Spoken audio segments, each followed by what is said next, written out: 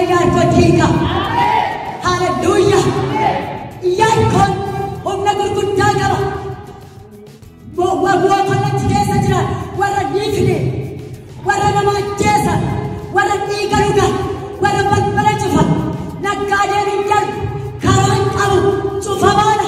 Waaqayyo garuu waaqarraa hin dubbate. Maal godhu?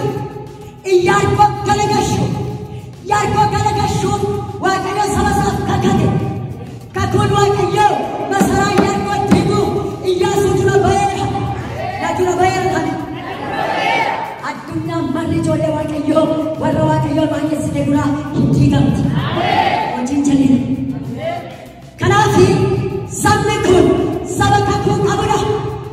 Kakuu isaa eeguu dadhabuun waggaa guyyaa 40 waggaa 40 duratti nageessa galeera. Haa ta'uyyuu malee warri kakuu waaqayyo eegan achi keessa jiru. Jirtu dhugaa. Akkamittiin waaqayyo Iyyaasuu dura masaraa Yaarkoo namni keessan deemu, naggaadeen keessan deemu, karaan isaa cufamaadha. Sabni achi keessa deemu achi keessatti ajjeefama. Carraa ni qabu, carraa du'aatu. Waaqayyo humna ajjeesan diiguuf ka'eera. Akkamittiin diige waaqayyo? Maal dubbatee diige waaqayyo? Tarii beektota gurguddaa karaa wal qixxeessan jechuu dandeenya. Meeshaa teknooloojii karaa ittiin baran jechuu dandeenya. Meeshaa kan hin barbaanne, teknooloojii kan hin barbaanne, humni isaa humna mo'ee jiraatu, humni isaa humna daangaa diigu. Tokkoffaa akkamittiin diigame waaqayyo sagalee isaa eegu. Sagalee waaqayyo dhaama. Sagalee waaqayyo. Zero. Waaqayyo sagalee isaa masaraa Yaarkoo diige. Dhaqxanii yeroo laattan Iyyaasuu boqonnaa 6 lakkoofsa 2 ilaali. Yaarkoo mootii isaa loltoota isaa wajjiniin harka kee keessa buuseera. Hallelujah. Waaqayyo sagalee isaa wajjiniin saba isaa gaggeessa. Waaqayyo yeroo inni sagalee isaa ergu waan nama sodaachisu fuula dura kaa'a. Seexanni arrasitti nima sagalee waaqayyoo qabdaa hin sodaatin. Dhukkubnis gidiraanis saba keerraa hin diigama. Hallelujah. Diigama dhaami. Har'a Yaarkoo garagalaa jirtu jira.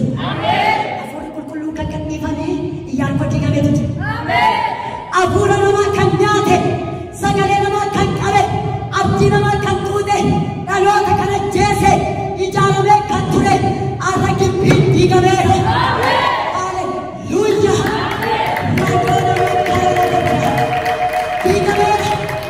Hafuurri qulqulluun waaqarraa dhufee akkamitti illeen waaqayyoo akka diri, ergaan akka dabalu, raajonni akka ka'a, gaggeessaan akka ka'a, balbala cufatee kan ture waaqayyo furtuu harka fuudheera. Furtuun isaa keessa gareera. Yesuus meera. Gibbii guddaan diigame. Maaliif diigame? Kadhannaadha. Sagalee waaqayyoo hafuura qulqulluu waaqayyo jaarsa diinaa diigeera.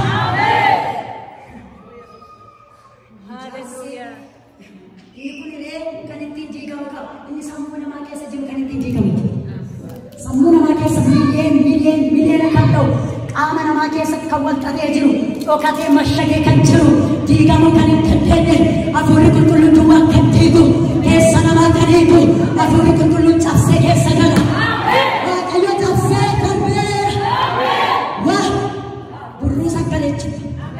Burruusa daakutu galee, humna cabsuutu galee, ifatu mul'ate, sagalee dhaga'ame, galaan kaastee sagalee dhufeera. Masaraan diinaa diigameera. Waa toora diigamash nama kadara mulkeeniyaa. Sagalee lammaffaan waaqayyo dura bu'ee gaggeessudha. Waaqayyo saba isaa amanatee gaggeessa. Walitti galagalaaf si gaggeessaa jiran sodaati waaqayyo. Kadee akkamitti gaggeessu lolaadha. Yaasuu boqonnaa 6 lakkoofsa 3 irra jira. Gara waaqni ati namoota loltoota jajjaboo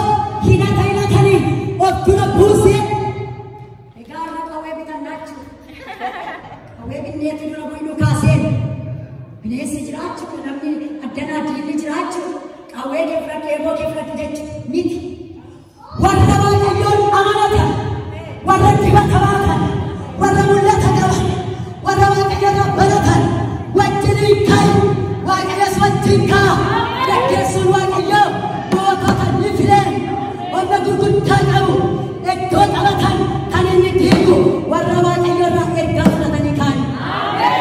Ergaa qabdaa kan ergaa qabduusi mul'ata qabduusi sagalee qabduusi ka'aa deemaa Waaqayyo ka'eera. Balballi cufamaan banameera. Karaan qabame gadhiifameera. Masaraan jabaan diigameera. Dhaloota kan qabe kan galboomse kan hidhee kan deemuu dhowwate wangeela kan qabe Waaqayyoon na isaan diigeera. Gaggeessaa jira. Haleluuyaa. Haleluuyaa. Haleluuyaa. Waatu diigamaa jira. Ammayyuu waan diigamaa jira. Ammayyuu waan kutamaa jira. Ammayyuu waan galagalaa jira. Yesuus weera.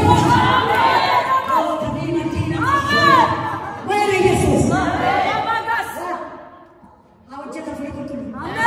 Dibanni akkana hojjenne, hafuurri akkana hojjenne, sabni wal keessa deemee wangeela akka hin lallabne, asiin kutaa, asiin kutaa, holla saayileetti kiilerii hubataan. Haleluuyaa! Nagaa nyaatee, dibata nyaatee, tokkummaa nyaatee, sabatti kan cufe Waaqayyo deegicha diigeera. Diigeera jedhame. Loobatiin addooniyaa. Diige Yesuus. Goota koo jagna koo isa du'een koomee ka'e isa dhagaa kalaqashee isa jawwicha waraane isa galaana kutee maqaan isaa Yesuus. Yaa baatee nama keera nama Yesuus jagna malkeeta goota Yesuus. Haa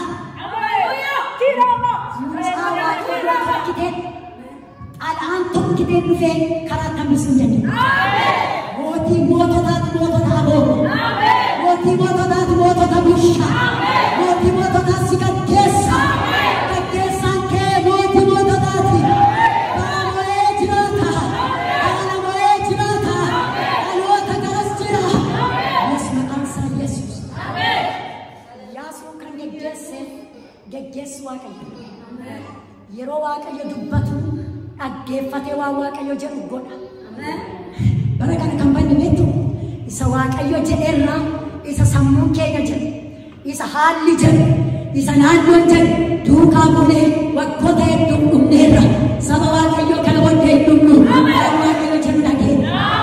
Sabni keenya waan Waaqayyo jedhu haa dhaga'u. Waaqayyo sabicha gaggeessaa jira. Uleen Waaqayyoos galeera. Ulfinni Waaqayyoo dhufeera. Buufanni Waaqayyoo galeera.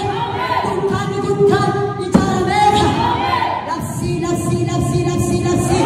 Dunkaanni Waaqayyoo galeera. Labsii labsii labsii. Waaqayyoo galeera. Ameen ameen. Kan inni addunyaarra kaase. Ameen. Wanteetu si gidduudha kan kaase. Ameen. Moototatti kan dubbatu Eeliyaasiin. Mootota kan jilbeeffachiisu Isaayaasiin. Ameen. Mootota kan geddeeru Daani'eliin. Ameen. Waaqayyo saba kana gidduudhaa qaba. Ameen. Waaqayyo si gidduudhaa qaba. Ameen. Waaqayyo si gidduudhaa qaba. Ameen. Gaggeessee kan fudhatee deemu. Ameen. Gaggeessee kan diina rukutu. Ameen. Gaggeessee kan dhaloota hiiku. Ameen. Yaa saba kanaa Waaqayyo si gidduudhaa dhaloota qaba. Ameen. Yaa saba kanaa Waaqayyo si gidduudhaa geggeeffamaadhaan cabsee galee. Ameen. Daandichi cabeera. Daandichi cabeera. Masaraan seexanaa diigamee. Masaraan diina kee diigameera. Masaraan turechuudha. Sabni machuu hin danda'u. Kan hafuura irratti ijaaramee namni hiikuu hin danda'u. Kan namni nama irratti ijaare namatu hiika. Kan hafuurri nama irratti ijaare hedduutu hiika. Hafuurri qulqulluu yoo dhufe garuu hin diiga. Waa hara Waaqayyoon timuufama. Sadeeffaan maaliin Waaqayyo saba isaa gaggeesse qajeelummaadha. Waaqayyo qajeelaadha. Qajeelaa jedhama. Maqaan Waaqayyo qajeelaadha. Qajeelaadhuma nuuna godhu. Dhugaa qajeelaadhuma nuuna godhu. Gaaf tokko namicha tokkotu ulee barbaadu. Ulee qabatanii deemu barbaadu. Ulee babbareedaa dibamu. tokkotu badhaasa bitee gaafa bituu namichi nama baay'ee boonaa tokko sooressadhaa jajjabaa tola zazanni baay'ee babbareedu michichi ulee barbaada qabatanii deemuudha malee dulloomanii miti ittiin boonu barbaada gaafa mudhiin shakkas ittoo dhawlitti inuma laalanii ulee jallee jaalladheera maal godharee jalloodha dhageessanii tura ulee kee baay'ee jaalladheera maal godharee jalloodha waaqayyo karaa akkamitti hojjeta beektu beekumsa guddaa miti qabeenya guddaa miti teknooloojii beekuu miti teoloojii barachuu miti siistemii beekuu miti Yesuusin beekuudha haleluuyaa bara kana beekumsa daddaanaan sammuu keenya qabnee haalota baay'eedhaan ottannee dubbii waaqayyoo of gidduutti akka hojjenne jajallifnee ija tokkotu dhiyoo kana maali jaalalli wal caalaa soo dhiira jaallate dubartii jaallate differentii maal qabaa qaabaa maalis yeroo mamaa keessaa akkas jedha dubbii waaqayyooti maali jaalalloo eeyyee jaalala jallaa waaqayyoo jaallatu waan waaqayyoo koonu qajeelummaan keenya waan waaqayyo irraa barbaadu yaada waaqayyoo keessa an keenya dhiifnee isa nu micciiru isa nu galagashu isa dide bakka dubbii waaqayyoo gashina dubbiin waaqayyoo nu qajeesha amiin inni kaleessa haaruun arreeroo waaqayyoon dhagahu haarii isaa keessa bori qulqulluun galee ni qajeesha iyyaarkoon kana laala yoo isa tulluun kunituu galagala argumiti lakki iyyaarkoo garaa namaaf sammuu namaa keessatti seexanni ijaaru waaqayyotu diiga Yesuus maaltu diiga beektu hafuura waaqayyoo isa nama qajeesha gaggeessaa waaqayyoo isa garaa nama harkisiisa isa waaqarraa dhufu daakee seena hemiika karaa baasa yoos dibanni waaqayyoo dhowwaa tokko malee hin dhaggana naafa diriiruu jalqaba jaamaa banamuu jalqaba du'aatu ta'uu jalqaba namoota hidhamantu karaarraa hiikamee dhufee fayyuu jalqaba karaan iyyaarkoo waggoota dheeraaf sammuu namaa keessan cufame hafuura qulqulluu baname nu gargaaru Yesuus arrammoo maal goona kunoo isa Iyyaasuun ittiin karaa kana banatee waldaan Laankaasterii animmoo maal goona dubbii waaqayyooti gaggabaaseen isa laal arra waldaan kun waaqayyo Iyyaarkoo si duraa diiguudha diigee gidduu si dabarsu kanaan si gashu maal sirraa barbaadu waaqayyo narraa maal barbaadu tokkoffaan amantiidhaan waaqayyo wajjiniin deemu amantii jedhame Iyyaasuu achuma keessa iddoo biraa dhaqee hin fidu Iyyaasuu boqonnaa 6 lakkoofsa 2 irraa maal jedha beektu mootota isaanii fi Iyyaarkoo harka kee keessan buusa jedhu akkamittiin buuftaan jedhe waaqayyo inni galaana diimaa kute harka koo keessa buusaa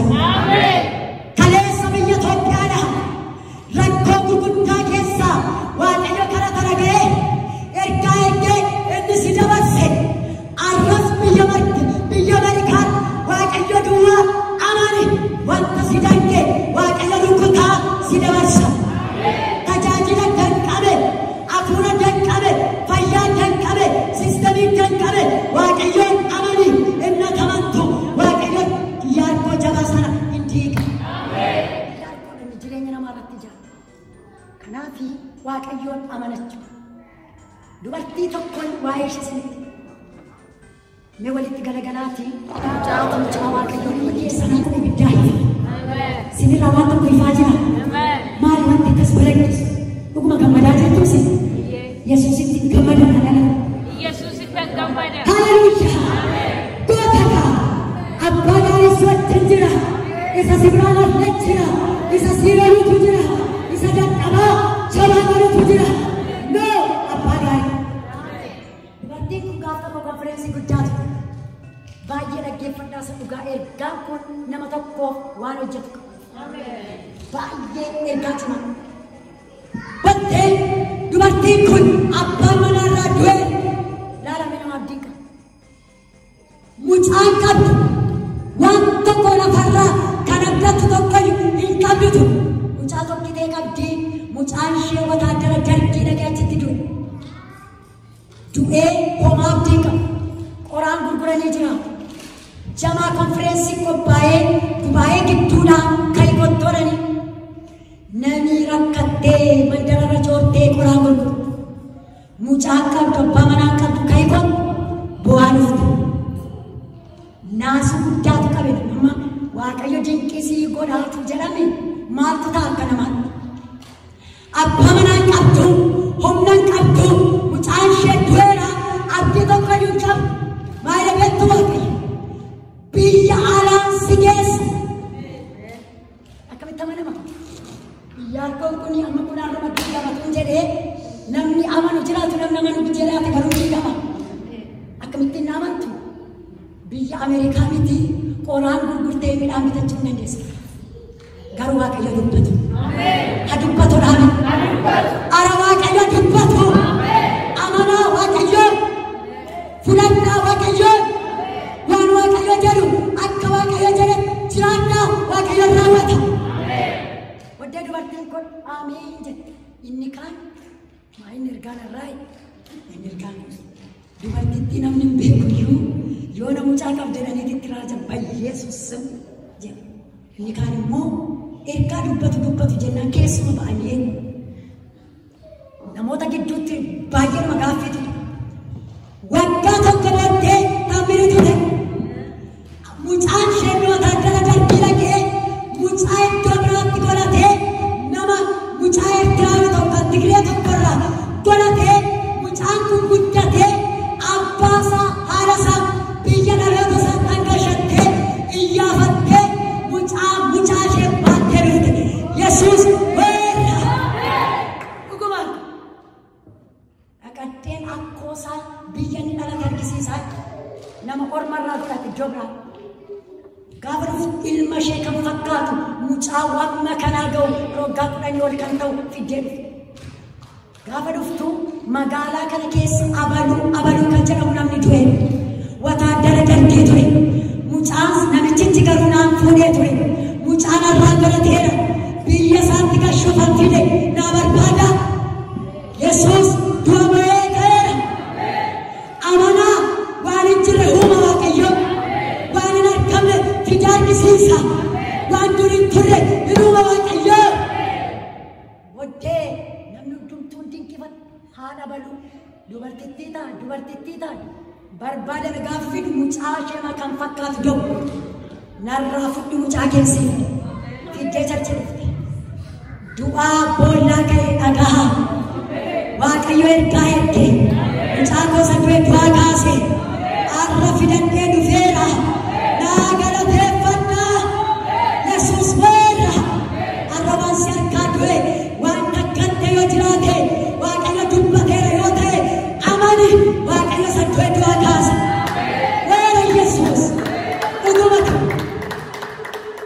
waddee mucichi matamaarii galee hin deemee tokkoffaa bahee hin guddatee diifiin bahee Ameerikaa dhufu gaafa dhufu jaartiin qoraan gurgurtu magaalaa baadiyaa keessa akkoosaa biyya Ameerikaa fidatee arrabammaan biyya Ameerikaa jira Yesuus weera haaleluyyaa guddaadha Yesuus ergaa kan arganna ga'ee gara waggaa 20 hin ta'a annoo waggaa 20 arra mucaan biyya Ameerikaa jira imammaan biyya Ameerikaa jira mucaan kan inni du'e du'aa ka'e yoo baay'een yeroo lubbu garboolee argu waa'ee mucichaa namni eessa jira jedhe har'a garuu waa waaqayyo godhe argita yeroo baay'ee gaaffiin keenya galateeffachuun keenya dinqii isa kan waaqayyo dubbatu amani har'a waan ati of harkatti hin argin waan ati hin qaqqabatin garuu waan ati abdataa jirtu garuu kan bara lakkaa'e waaqayyo isa dubbate amanattu waaqayyo nu gidduudha isa dubbate raawwata lakkaaste waggoota hedduu waaqayyo kan kakate qaba isiniin immoo didee akka isiniin dabarre kan sin dhaqe jira galateeffadhaa iyyaarkoon beekameera iyyaasuun kaneera namicha tokkaneera wajjin waaqayyoo kaneera haaleluyyaa Yesuus Kiristoos haa dubbatu biyya Lancaster miti addunyaa kana raasa. Waaqayyo dubbatu. Waaqayyo dubbate wantu jiru. Waaqayyo dubbannaan galu du'aatu. Yoo maal godhe sabni isaa Waaqayyo amma dubbataa jiru akka dhaga'u. Lammaffaan yaada tokko qabaachuu. Isa kanarratti baay'ee Iyyaasuu boqonnaa 6 lakkoofsa 3 ati namoota mi'a lolaa baatan wajjin mandarichatti naanna'ee boqonnaa 6 lakkoofsa 3 yeroo hundumaa namoonni yaada tokko konkolaataan oofne ofii isaanis karaarra kaatu namootas karaarra kaachisu namootas hin fitu ofii isaanis hiddu maaliif beektu yaada nama qabu. Yaadi tokko karaarra jira, yaadi tokko mana jira. Jireenya akkasii dafee du'a dhaloota sirracheessa. Waldaan Waaqayyo akka guddattu hafuura tokko, tokkummaa tokko, yaada tokko akka jireenya ishee qabaatu barbaada. Yaada tokko dhaala. Kun akkamittiin ta'a namni mana tokko keessatti dhalaatee iyyuu yaada tokko qabu yaada garaa garaa jechuu dandeessa. Afurri qulqulluun dhaloota namaa kan gedderu isin gidduu sababii jiruuf yaada namaa tokko godha. Haleluuyaa! Maaliif beektu Waaqayyo saba isaa hin jaallata. Diina saba isaas loluudhaaf Waaqayyo ka'ee yaada tokkoon diina mo'uu dandeessu. Hafuura tokkoon boojjifachuu dandeessu. Deemsa tokkoon waan karaarraa kaate karaatti deebisuu dandeessu. Waaqayyo sammuu tokko yaada tokko hafuura tokko waldaa kana keessatti dabalaa dhangalaasu. Yesuusin halangalaasu. Maqaa Yesuusin halangalaasu. Waa. Yeroo kana lallabu idda xinnoo rarraate tokkotu jira. Cituudhaaf dhumaarra kan jiru. Yesuus Kiristoos garuu qottoo sanaan qalbii godhee garaa garaa baasa.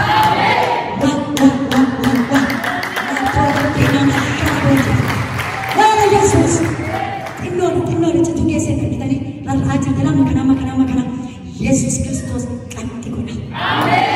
Yeroo dhiyootti waan argitan qabdu. Fuula qulqulluusa argitan caalaa waan boba'ee gadi ba'utu jira. Eessa iddoon fayyinaa? Eessa iddoon raajummaa? Eessa iddootti du'aan ka'u? Eessa iddootti foonii Waaqayyoo dhaga'amu? Eessa iddoo Waaqayyo argamaa jiru? Eessa iddoo Waaqayyo buufate? Yesus magaalaa kaasanii galeera.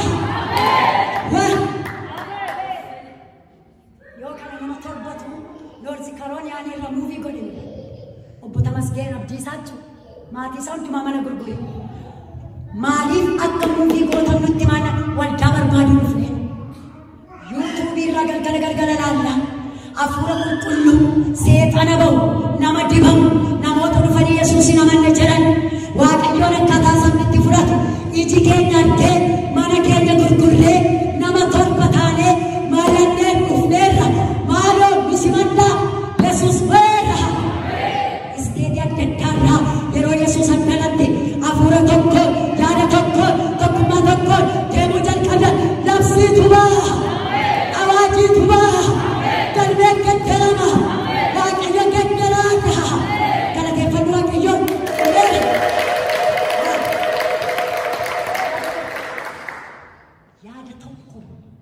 Yaadi tokko wanta waggoota dheeraadhaaf dadhabdan hafuura tokkoof kadhannaa tokko maree tokko yaada tokko yoo kaatanii magaalitti dabarsee harka keessanitti kenna. Inni saayilenti kiilarii jedhamu achumaan badee hafa. Dhoksaatti namoota ajjeesee iddoo jiru yoon dubbatu ta'e manatti gala. Namni biyya kanaa yoon dubbatu ta'e manatti gala. Yookaan afaan isaa kanatti hojii dhiisa. Waaqayyo isin gaafata. Hinaaffaa qabduun waa Waaqayyotti suwaamee inni lallabdu, inni kadhattu, inni kennaa kennitu waan Waaqayyo sirraa barbaadu godhi. Waaqayyo akkasitti yaada ijoollee isaaraan yaada isaa raawwata. Yaada Waaqayyo Iyyaasuudhaaf qabuun Waaqayyo masaraa waggaa dheeraa diigeera. Kana Joorji Waashington ni biyya Ameerikaa bulchu mootiin caalaa wal beektan jira. Waan inni jedhe garuu isinitti himu. Maaltu akkas geggeessaa gaarii si godhe sinena kadhannaa haadha godha. haati koo yeroo hundumaa kanatti kadhannaan haadha koo gaggeessaa gaarii akka ta'u naa godheera. Warri koree kadhannaas haa ta'u namni kophaa kophaatti Waaqayyoo kadhatan waggaa dheeraaf yaada diinni saba isaarratti akeekee kan ittiin diigu humna kadhanna. Warri kadhatan gammadaa. Duula keessa jirtu gammadaa. Warra jirtu gammadaa. Moo'icha mootanii dabartu. Dhugaa. Keessumaa warri Waaqayyo wajjin walii galtanii lola keessa loltan Waaqayyoon galateeffadhu. Namichi tokko na caalaa namooti baay'een beekuu dandeessu Booniferiini yeroo Hitler namoota miliyoona 6 biyya Jarmaniitti qalee namichi kun paasterii waldaa tokko namni isa dulloome Booniferi garuu dhiigaraan gara ulaalatu seera karaarraa bade yaada diinaa dhaloota balleessuudhaaf irratti ga'ee argatu baddee waan tokko godhe jalqaba kan inni godhee Waaqayyoon kadhate lammaffaan dubbachuu murteesse Hitlerin dhaabee mootii biyya bushu mootii dhiiga dhangalaasu paasteriin karaa itti ba'ee dhaabe. Haleluuyaa. Humni si keessa jiru humna mootota keessa godhee dhiiga dhangalaase hin dhaabsisa. Dhaabi jedhu har'a amantiin kadhannaa yoo kaatan biyya kana keessa seera jiru daddara Waaqa. Laankaasner tokkummaa yoo kaatan Waaqayyo tokkummaadhaan hojii seexanaa diiga. Dhaloota irraa baasa diiga. Jireenya namaarraa isa nyaatee beeffate diiga Yesuus. Biyya kana yeroo dhufe amma ji'a jaatti tajaajiltaa hin maal jedhin gaafadhu. Amma ji'a jaatti namatti ho'aa shima fiffiiguu hin hojjetu. Ji'a jaa booddee utuma namni sitti baay'een sochootu wali. Lakkaa waan tokko arganiiru mo'uu dadhaban malee. Yeroo inni qorumsa si'a sadii natti fidu soomsolatee si'a sadii. Yeroo inni si'a afur natti fidu si'a afur jechaa. Yeroo inni si'a shan natti fidu si'a shan jechaa. Yeroo inni natti baay'atu oguma nama ajjeesa. Nyaataadha, ajjeesaadha, bineensadha. Kan isa ajjeesu garuu humnatu jira. Haleluuyaa. Namoota torban tokko soomnaan akkasuma sochoosuu didi. Inuma jedhu maaliif ji'a ja'a turanii ji'a tokkotti daara sana geessu. Yesuus warra gabateetta wangeelli si dabarsa wanni wangeelaa si ceesisa yoo kuftee yunkaata yoo danqabdee yunjabaatta jabaan Yesuus diina kee loluu si dura jira. Yaadni kee garuu Yesuus wajjin. Yeroo yaadichi dhufu yaadicha dhaggeeffachuu dhiise. Kanan dhaggeeffadhu isa yeroo kibbituun faa caammaan koongoo yeroo narraa citu bitanii natti uwwisanii wangeela na lallabsiisa. Yeroo wayaan koo narraa ciccitu wayaa isaanii baasanii fidanii natti uwwisanii wangeela na lallabsiisa. Har'a garuu as gidduu jira. Na yaadadha gaaf tokko konfireensii guddaa jama Gordaana jedhamu sa'aatii 6 ola deemee wayaan koo asiin yeroo irra taa'anii citatu. Caammaan koos citee obboleettiin ishee waa'ee wayaa koona tuuchee jira. Wayyaa ishee ofirraa baaftee gurdii shumburii tokko fiddee natti uwwiftee konfireensii jala dhaabatti. Yeroo siis Waaqayyooma ture. Arras Waaqayyoodha. Daggalamu Yesuus.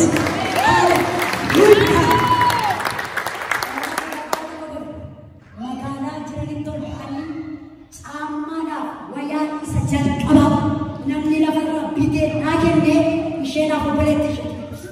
Caammaa dhume arganii wayyaan irratti ciccite arganii wangeelaa biyya aladhe miti lafan jiru miti lafa maatii beeku miti bakka biraadha achitti walaa bitanii caammaa bitanii mucaa Waaqayyootti uwwisanii yeroo sanas abiddi Waaqayyoo jira arras abiddi Waaqayyoo jira garas abiddi Waaqayyoo jira. Haleluuyaa. Wadaabdees Waaqayyoon waaqeffadhu yoo argattees waaqeffadhu innoo bara baraan jiraataadha. Haala keessatti aanaaf hin bitamu. Hin bitamiin dhugaa. Haala kam keessatti iyyuu gara Yesuus ilaali. Haala sagalee dhufu keessatti gara Yesuus yaada tokkoon garaa tokkoon yoo waaqeffanne Waaqayyoon wajjiniin lola lola. akkamitti waaqayyo arras diiga si jedhuudha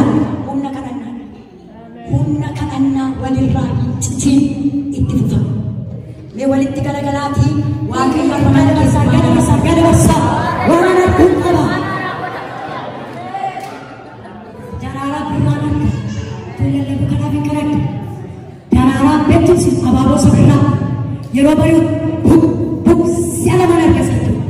Jira Yesuus seenaa sabichaa, foolii sabichaa, jireenya sabichaa warra jilbeeffatanii naan gaddana jala waaqayyoo.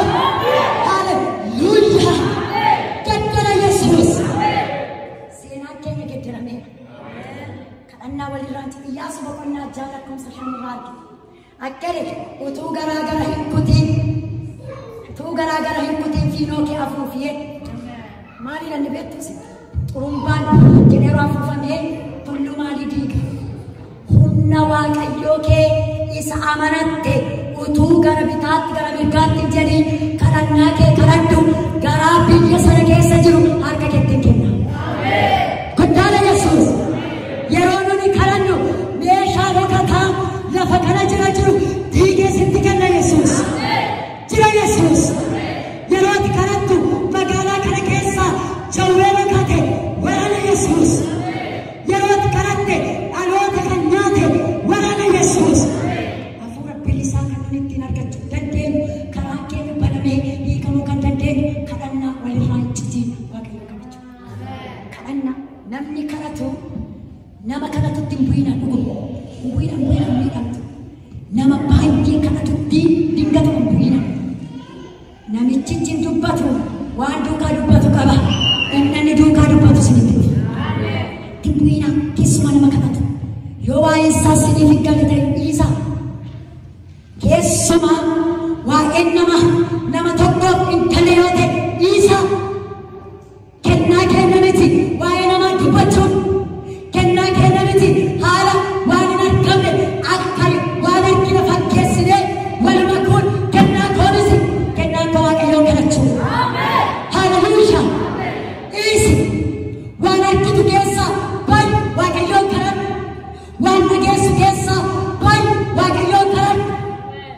Haalota si kana gidduudha baay'ee waaqayyoon kadhadhu. Wanta bakkootaa arguu dadhabde hiikee si argisiisa. Wantati darbuu dadhabde karaa si bana. Karaa kee dur cuccufataa yoo ta'e meesoomaaf kadhadhaa jilbeeffadhaa karaa baname argite. Tajaajilaan haa ta'u hojiidhaan haa ta'u. Yoo kana mucaa koo baay'ee kadhannaatti amanti. Sanuuni kadhannaa argina. Abbaan ishee biyya Itoophiyaatti akka deemu xalaan dhufee nu gadi. Kana garuu dhugaan sinitti hima nama tokko gargaara. Ammas ergaa. Kan dhugaa bahuudhaaf akkaanumayyuu yaadne hin feenis waa'ee humna kadhannaa. Baddee baay'ee jaalladha. Gaanshee 12 akkuma hiriyaa isaati ishee. Xalayichaa dubbisee biyyatti galuudhaaf murtootu nagahee mucaa koyyu. Maal jechuu kenna naan galuutti biyyatti akkan galu xalaanaa kennanii waaqayyotu caalamoo xalayichatu caalaa. Mucaan koo gooftaa dhiiftii gooftaa Yesuus maalatu waan tokko godhee jira. Booddee akkatti guyyaa 6 soomaaf kadhata fudhannee kadhannaa. Amma yoo guyyaa 6 mucaan koo soomtee waaqayyo tanaa kanan galagalchu ta'e akkamna hin jennu. Maal jetti kennaa guyyaa 6 soomaaf kadhannaa waaqayyo dhaqee warra xalaa sanatti hin dubbataa xalaan haaraan hin dhufaa. Waaqayyo dubbii kenneraa. Yesuus waara kenneraa Yesuus kenneraa jedhamee amma salphaan fakkaatu hin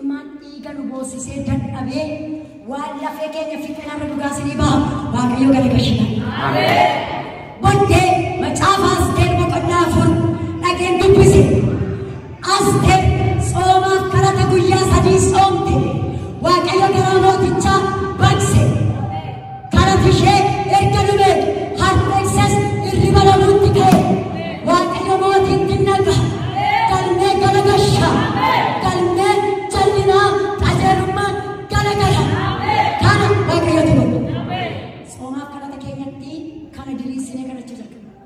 Tu kadhannoo mucaa koshee lammaffaan Waaqayyo irraa sagalee dhageesse. Akkuma sirriitti mucatti mucaa raajii cimtu. Maammaa congratulation kan jedhu mana keenyatti laxxafamee argina. Yesuus weerra kadhannaan hin deebi'a. Kadhannaan du'aa kaasa. Kadhannaan mootota raasa. Ara Waaqayyo kadhattaa Waaqayyo waan hin danda'amne geddera. Eenyutu giraajuweetii godhaa? Maal taate seenaan congratulation kan jedhudha guddaa keenya irra taa'ee. Booddee gaafa ija koo baradhummoo hin jiru booddee nan boone. Kadhannaa keenya fixne gaafa guyyaa tokko qabxii lamaa atattaman barreessitee deebisuu hin dandeessaa. Dhimma kee deebitee ilaaluudhaa fi hamma xalaa si ergine. Yesuus weerra Waaqayyo galmee garagasha. Booddee waan isaan jedhan kana deebisuun baay'ee cimaata. Amma soomsoorratti guyyaa tokkotti darbu. Booddee Waaqayyo yaada tokko fide. Waanuma dandeessu gochi. Waan ati hin danda'in miti. Waan biyyaan dhufus miti. Waan asiin dhufus miti. Ani ijoollee koo bira turuun barbaada. Ijoolleen koo sadii haati manaa koo hojjette. Yoo naa eeyyamtan eeyyamaa. Yookaan harka keessa jira. Kanuma deebisi. Waaqayyo kanumaan kallee galagasha. Yesuus weerra. Lubi caalaan guyyaa tokko nu wajjiniin boo'aa oolee abdii kutatee paasterii keenyadha. Dhaqeen soomaaf kadhataan itti hima. Kana garuu iji koo arguun barbaadu. Gaafa xalaan kun nuuf kanuma deebi. Gaafa ji'a tokko congratulation. Yesuus weerra. Kumara Yesuus. Seera biyya kanaa isaaniinis weeberii doktariin baay'ee beeku. Doktar ammaas baay'ee waaqayyo mootummaa biyya kanaa taammiidhuma tokkoon dhaqeetti dubbate malee takka fala kan hin qabne. Nu garuu garaa guutuudhaan weeberii qaba. Weeberiin kun approovii ta'uu hin danda'u. Biyyatti sin deebisa. Doktar ammaas sirriitti beeku weeberiin eenyuuf akka ta'u eenyuuf akka hin taane. Booddee congratulation weeberiin kan approovii ta'eera. Ati biyya kana turuuf eeyyamamte. Yesuus weerra galmee hin galagale. Haala rakkisu keessatti kadhannaa Waaqayyo martee koosi inni galagashe arrasiif galagasha. Waaqni martee koos arras gidduu jira. Waaqni as ta'e si gidduu jira. Waaqni as dariif jira. Waaqayyoon kadhannaa warra kadhatanii Waaqayyo seenaa geddera. Dhuguma. Kanaaf waldaan kun kadhannaa cimaa itti fufaa. Waaqu as ba'uuf jira. Waan tokko dhufaa jira. Mucaa dhalachuudhaaf haadha miidhachaa jirtu. Beektu ilaala. Yeroo isheen miidhatu ilaalaan miidhatte argeera. Mucaan ba'uudhaaf yeroo jiru sakumaa nama yiisiisa. Waan tokko dhalachuudhaaf waldaa kanaaf dhufeera. Miidhuu guddaatu jira. Mucictiin dhalataa maqaan isaa Saamu'eel. Saamu'eel. Haleluuyaa. Saamu'eel hin dhalataa. Dibanni hin gala. Waaqayyo Filisxeemota rukuta. Hafuurri Filisxeemin garagara. Hafuurri Filisxeemin rukutama. Filisxeemin rukuteera. Waaqayyo rukuteera. Warri rukuteera jedhan galateeffadha.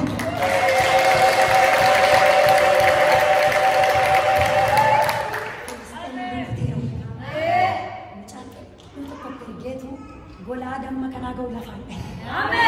Waaqeffannaa dudduuba isaa jiru rukutee humni Waaqayyoo inni hin argamne xinnoo fakkaatu lafatti galagashee morma isaa citee sabni Israa'el faarfatee Waaqayyo Filisxeemin ni rukute. Hafuura diinaa waggaa dheeraadhaaf aadatee Waaqayyo guddise. Kadhannaa keessan itti fufaa waan dhalachuuf jedha. Itti fufaa adaraa. Warri manatti kadhattan salamatti dabala. Warra sitti kadhattan salamatti dabala. Dachaatti dabala. Waaqayyo dachaadhaan deebisaa deema.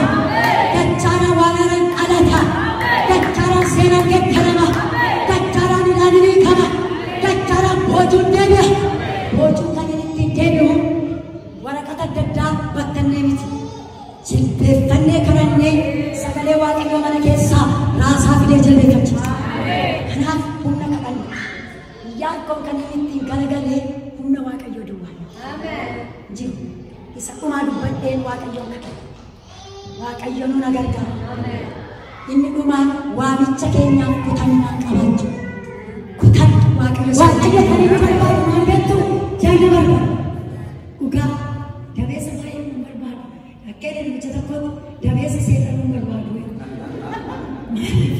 Yeroo shalbataan itti galuuf hin baqataay. Kanaaf seetan nu tuttuffata dabeessa. Jaalla barbaadu waaqayyo. Kutataa barbaada. Nama garaa kutate. Nama waaqayyoo wajjin deemudha.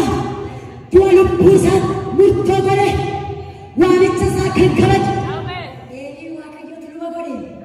Yeroo inni ijoollee isaa warra ejjituuf saamtu isaanitti dubbachuu didee waaqayyoon salphisee ijoollee isaa salphisuu waaqayyo eelii rukute. Maaliif beektu? Waaqayyoon kabajuudha ijoollee isaa kabaju. Waaqayyo warra isaa ulfeessanii waamicha isaanii nama gorsuudhaan waamicha kan qabdu, namaaf kadhachuudhaan waamicha kan qabdu, iddoo waaqayyo si waame ogummaadhaan waamicha kan qabdan, gaggeessuudhaan waamicha kan qabdan, waamicha keessanitti dhibaayinaa, waamicha keessanii waaqayyo lafatti si waame sima gaafata, isa si waame immoo si hojjeta. Iddoo kee argameera waaqayyo. Waddaan kaastee iddoo keessanitti argama. Yeroo lola addunyaa isa lammaffaa 19th century keessaa rakkina guddaa uumame keessatti yeroo argitaniitu ta'ee lola guddaa baay'ee cimaa sana keessatti waaqayyoon humna guddaadhaan kan 1833 keessatti waaqayyo nama tokko kaase biyya keessi. Namicha kanaa nama cimaa kaase. Rakkina guddaa keessatti maal kaase? William Wilberforce jedhama namichi. Kansaan yeroo baay'ee waggaa dheeraa dura roosabni waa'ee namichaa dubbisa. Maaliif hin dubbisa beektuusi? Jireenya koo gargaara. Jireenya koo baay'ee gargaara. Lolli kun yeroo inni dhaloota mancaase, ajjeese, ijoolleen abbaan haati bakkee mancaan, fala dhaban, diigaman, waa goonaan tokkoffaan karaa itti gargaaraman ofirra darbanii karaa itti warra kufan kaasan warra diigama gargaaran waaqayyo mul'atatti kenne. Maaliif? Waaqayyoon kadhata ture, waaqayyoon amana ture. Ofirra dabarsee dhaloota badanii, ofirra dabarsee biyya badee, ofirra dabarsee ijoollee abdii dhabdee waaqayyo kaase. Saba isaatti kaasee hin erge. Waaqayyo warra abdii dhabanii karaa sana abdii argatan waaqayyo namicha kanaan karaa banee. Arras waaqayyo warra abdii hin qabneef abdii kan ittiin godhu arrasiidha. Waldaa kana abdii saba baay'eedha waldaa. Abdii saba baay'eedha. Yeroo abdiin dhibe, yeroo wanti hundumtuu fakkaa dhibe, sabni waaqayyo gara waldaa waaqayyootti deebi'e. Yeroo yartuun tokko garuu dhufaa jira. Wanti dukkanni hamaan tokko dhufaa jira. Namni garatti deebi'u dhabee yeroo inni waldaa barbaada. Waaqayyo sina argisiisu kan ammoo argitu. Lafatti deebi'u dhabee, biyya dhaqu dhabee, waan itti himatu dhabee, yeroo lafti kun abidda bobaataa waldaa waaqayyoo dacha'ee dhufee hiikamee ba'a.